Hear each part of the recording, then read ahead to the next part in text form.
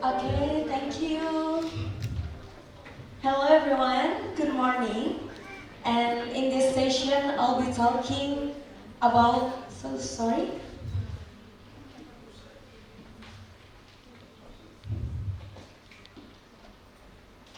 Okay, in this session, I'll be talking about student activism for digital social justice. So, hello, I am Anidia, a certified public speaker by BNSPRI, and now I'm active as a TV presenter, host, and then MC.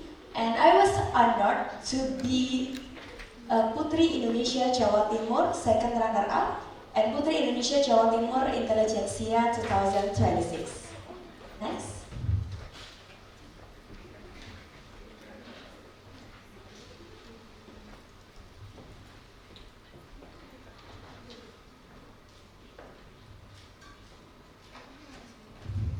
Thank you. So, I'll start with a question. And the question is, are we really change the world or we only feeling to change the world? Apakah kita benar-benar sedang menciptakan perubahan atau hanya merasa seperti sedang menciptakan perubahan? Itu dia pertanyaannya.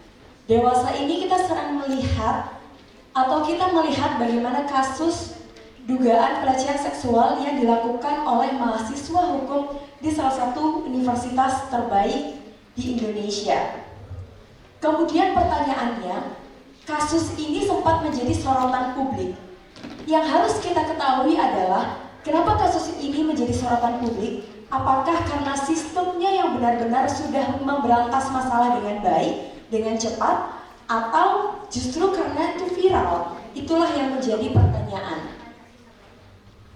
Media sosial seringkali dianggap sebagai ruang publik.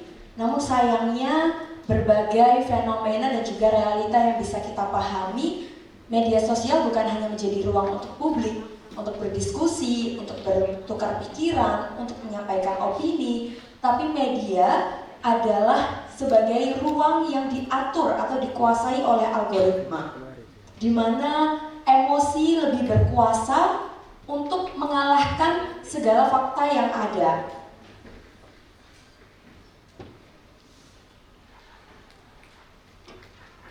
Seberapa banyak dari kita yang pernah repost isu sosial lalu berhenti di situ aja? Mungkin teman-teman pernah lagi ada isu sosial yang lagi ramai dibicarakan, terus teman-teman repost, ada yang pernah seperti itu?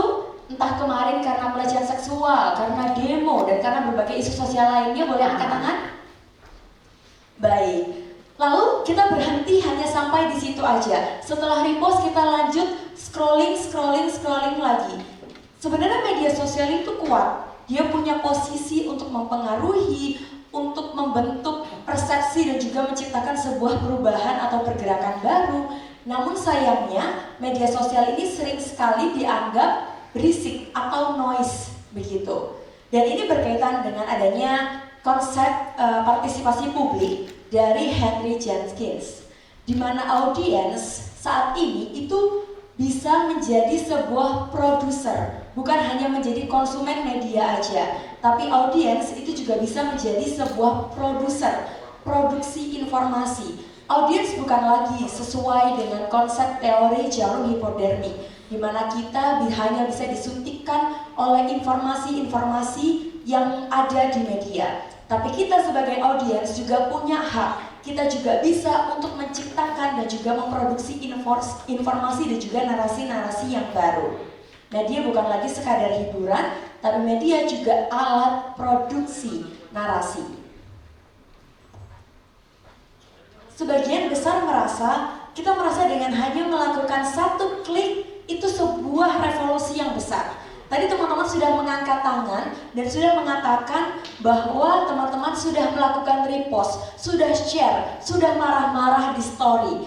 Dan dengan itu kalian merasa atau kita seringkali merasa bahwa kita sudah cukup terlibat dengan isu sosial ini. Kita udah cukup terlibat dengan adanya pergerakan ini. Kita udah cukup memberontak segala isu sosial yang ada. Padahal tidak, tentu saja. Karena segala pergerakan atau sesuatu yang viral itu belum tentu adalah sebuah perubahan. Kita bergerak, kita upload story, itu belum tentu untuk menciptakan suatu perubahan. Perlu adanya kesadaran, perlu adanya tindakan yang lebih preventif dari kita, lebih dari sekadar hanya mengunggah atau mengupload, repost, story-story, like, share, atau yang berkaitan dengan isu-isu sosial yang ada. Dan ini, fenomena ini sering disebut dengan selectivism. Artinya apa? Aktivisme yang minim usaha, tapi seakan-akan sudah memberi kontribusi yang besar untuk masyarakat. Padahal tidak semua yang viral itu adalah sebuah gerakan. Dan tidak semua yang ramai itu bisa menciptakan sebuah perubahan. Seringkali kita melihat isu-isu sosial itu teratasi. Teratasi bukan karena benar-benar diberantas, bukan karena benar-benar dicari solusinya secara struktural, secara sistem, tapi teratasi karena adanya tekanan publik. Banyak sekali isu-isu sosial, contohnya seperti pelecehan seksual yang tadi kita bahas di awal, itu teratasi memang, tapi karena adanya tekanan dari publik yang ada, tapi tidak diselesaikan secara sistematis, secara struktural, sehingga isu yang ada ini hanya akan mereda dalam jangka pendek, alias dalam jangka panjang belum tentu isu ini tidak akan kembali. Begitu, jadi bisa jadi isu ini akan terus mencuat karena tidak ada pembenahan secara struktural. Sekarang kita kembali reflektif ke peran kita sebagai mahasiswa, di mana mahasiswa seringkali dianggap sebagai agen perubahan, agent of change. Mahasiswa seringkali dianggap seperti itu. Hari ini ramai, besok sepi, lalu kemudian kita seringkali merasa turut emosi dengan berbagai isu sosial yang sedang berkembang, yang lagi marak. Kita seringkali merasa ikut emosi, tapi kemudian kita hanya share, kita hanya like, kita hanya repost, kemudian lanjut scroll lagi. Siapa yang merasa pernah seperti itu, teman-teman? Baik, mostly sepertinya merasa ya, sambil senyum-senyum ya. Habis lihat berita A, B, C, kita emosi, kita ikut marah. Tapi ketika setelahnya kita lanjut tidur-tiduran lagi, kita lanjut scroll lagi. Apakah itu namanya agen perubahan? Apakah itu namanya agen perubahan, teman-teman? Saya rasa kalau misalnya kita hanya berhenti sampai di situ, kita bukan sebagai agen perubahan, tapi kita hanya berada di dalam siklus viralitas. Alias apa? Kita hanya berada di dalam keramaian, di dalam trending topik. Nanti ketika isu itu mulai mereda, ketika isu itu sudah mulai hilang, akhirnya kita lupa lagi. Isu yang tadinya ada, yang tadinya belum terselesaikan, akhirnya tersingkirkan, digantikan oleh kasus-kasus atau pemberitaan lain yang mungkin lebih viral. Sehingga perannya sebagai mahasiswa ini tidak lepas dengan sifatnya yaitu idealis. Mahasiswa seringkali identik dengan sifatnya yaitu idealis. Artinya apa? Berani mengutarakan pendapat, berani mengkritisi, berani melakukan pendobrakan atau perubahan-perubahan baru. Dan mahasiswa juga tidak lepas dari posisinya sebagai digital native, di mana sering belajar, mudah untuk menerima pembelajaran-pembelajaran baru, terutama terkait dengan adanya perkembangan media digital saat ini. Mudah menerima adanya perkembangan media sosial, tren komunikasi modern, tren digital. Mahasiswa tidak lepas dari posisinya yang digital native. Artinya apa? Dengan mahasiswa memiliki sifat yang idealis dan juga posisinya sebagai digital native, saya rasa peran mahasiswa itu bukan hanya untuk mengkonsumsi informasi yang ada.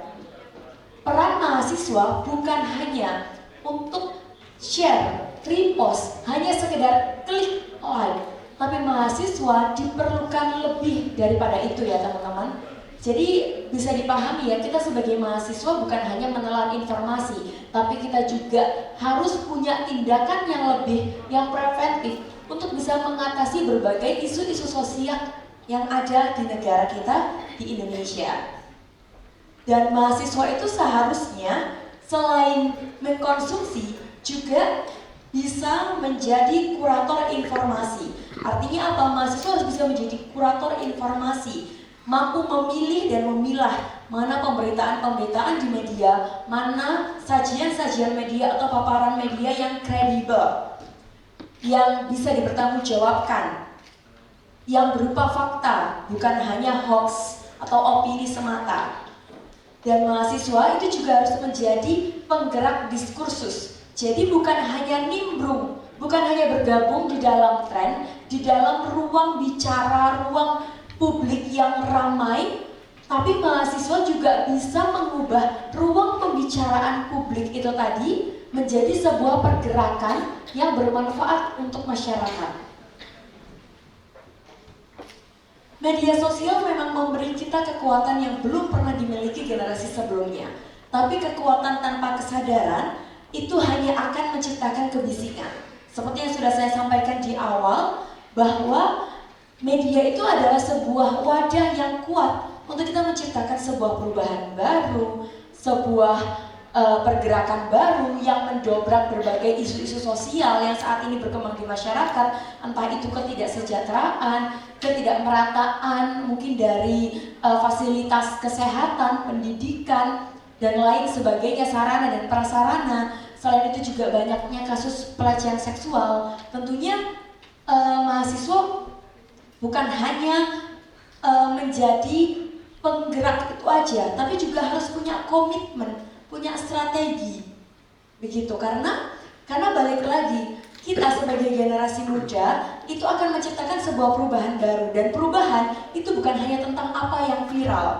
Perubahan itu dimulai dari gerakan yang kita mulai sendiri, dan gerakan itu bukan dari apa yang kita klik, apa yang kita repost, tidak. Tapi gerakan itu bukan cuma dilihat hanya dari engagement, tapi gerakan itu dibutuhkan sebuah strategi, konsistensi, tujuan, dan juga komitmen yang jelas untuk menciptakan sebuah perubahan baru. Jadi kita nggak bisa mengatakan kalau misalnya, oh kita sudah share nih, kita sudah ikut marah-marah di story, kita sudah repost, artinya kita sudah peduli dengan isu sosial. Siapa yang pernah merasa seperti itu? Karena jujur saya sebenarnya dulu juga pernah merasa seperti itu.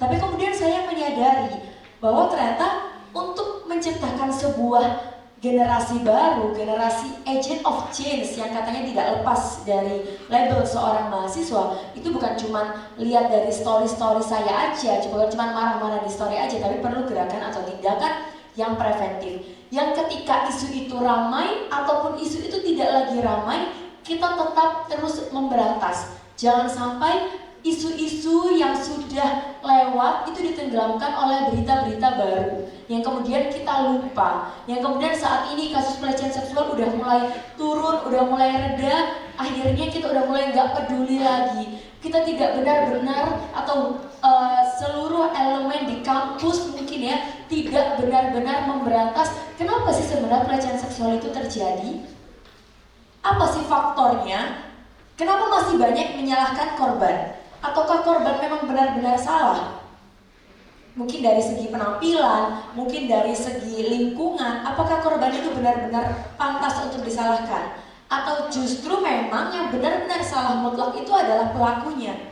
Itu benar-benar harus diberantas. Mulai dari kalian, mahasiswa, organisasi, terus kekuatan kalian bersama-sama bersama dengan kampus, tenaga pendidik, itu memang harus benar-benar diberantas.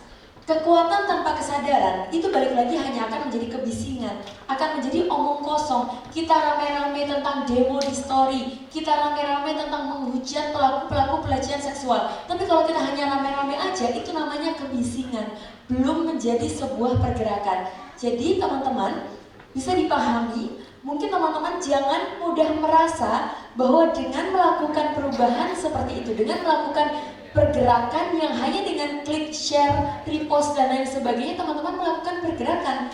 Tentunya itu sangat jauh dari indikator yang bisa menyebutkan bahwa itu adalah sebuah pergerakan. Dan tentunya pertanyaannya terakhir untuk Anda semua adalah, apakah Anda ingin menjadi sebuah agent of change atau Anda hanya ingin menjadi bagian dari trending topic? Karena dunia tidak berubah pada sesuatu yang viral, tapi dunia berubah pada orang-orang yang terus memberantas dan melakukan pergerakan sekalipun isu itu tidak lagi ramai. Dan pergerakan itu, perubahan itu dimulai dari pilihan Anda sendiri, bukan dimulai dari algoritma, bukan dimulai dari engagement. Saya Anindya, terima kasih.